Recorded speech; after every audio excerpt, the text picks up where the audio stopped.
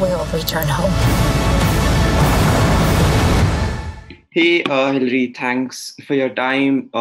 This is Rohan. While watching the show, I was reminded of this old interview by Steven Spielberg in which he said that if he were a parent while making Close Encounters of the Third Kind, he wouldn't have let the protagonist leave his family and go off with the aliens at the end.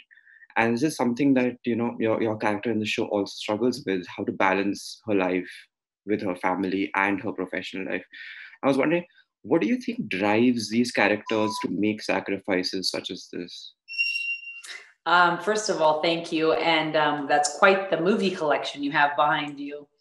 Um, I would say, I think that there's these extraordinary people who have these visions, and that's what makes them great leaders and make them explorers and that make great change for the world. And it's just in them, it's in their marrow. It's like something that they have to do. It's their purpose here on earth. But like you said, as we see in kind of later in the episodes when it's not a surprise that I have a family, and we learn how the family came about and what that decision was for Emma Green.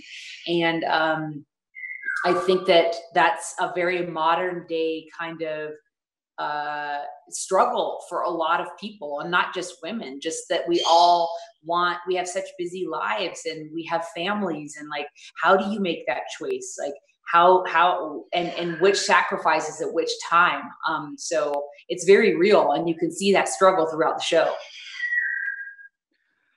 In India, where I'm from, we're very proud of the astronaut Kalpana Chawla. She was part of the Columbia Space Shuttle mission, which sadly she died in the early 2000s. Now I'm wondering, did you come across her story at any point? And if there were any female astronauts who inspired you in this role? It's a great question. And yeah, that's the thing, is that these astronauts know that they have a 50-50 chance. And it's just a part of their job and a part of their journey and a part of their sacrifice of knowing that they could also lose their life on this journey. And I have such an admiration for anyone who's willing to like really go those extremes. I do know of her, and all the research that I've been doing about all the astronauts, I think that they all have greatly inspired me. But I don't have anyone right off the top of my head. In recent years, we've seen space travel in films and TV get a more realistic depiction, I would say, as opposed to, in the 90s and the early 2000s, where it was seen as a bit of a fantastical thing. This has helped bust some myths about the profession as well. Now I'm wondering, are there any myths about your profession, acting, that strike you as should be busted?